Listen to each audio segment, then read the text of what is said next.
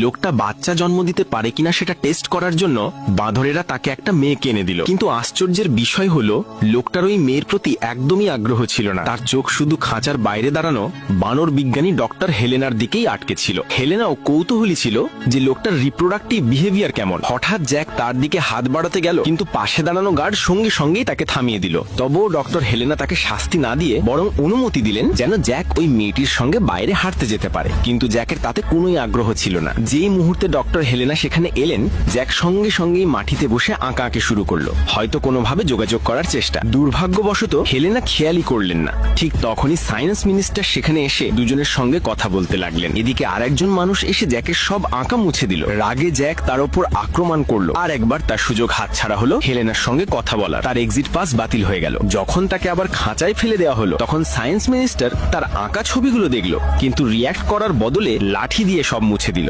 Jack খাঁচার ভেতর অসহায় বোধ করতে লাগলো। ঠিক তখনই ডক্টর হেলেনা আবার ফিরলেন। জ্যাক সঙ্গে সঙ্গে তাকে ধরে তার হাত থেকে কাগজ আর কলম কেড়ে নিল। গার্ড তাকে মারলো, কিন্তু এর আগেই জ্যাক নিজের নাম লিখে ফেললো। হেলেনা অবাক হয়ে গেলেন। তিনি বিশ্বাসই করতে পারছিলেন না যে একজন মানুষ যাকে তাদের সমাজের সবচেয়ে নিচু ভাবা হয় সে লিখতে পারে। তিনি জ্যাককে নিজের বাড়িতে নিয়ে গেলেন আরো স্টাডি করার জন্য। জ্যাক কাগজে লিখতে লাগলো যে সে পৃথিবী থেকে এসেছে আর স্পেসশিপ ক্র্যাশ হওয়ার পর তাকে বন্দি করা হয়। ডক্টর হেলেনার স্বামী অবাক হয়ে বললেন, জ্যাক নিশ্চয়ই পাগল, কারণ তাদের দুনিয়ায় ওরা সম্ভবই নয়। কিন্তু জ্যাক প্রমাণ করে দিল। সে কাগজের একটা টুকরো নিল, সেটাকে প্লেনের আকারে ভাঁজ করলো আর আকাশে উড়িয়ে দিল। ছোট্ট সেই কাগজের বিমান তাদের দুনিয়ার প্রতীক হয়ে দাঁড়ালো। হেলেনার স্বামী হতভম্ব হয়ে গেলেন। ঠিক তখনই সায়েন্স মিনিস্টার এসে পড়লো। কাগজের বিমান দেখে সে নিয়ন্ত্রণ হারালো।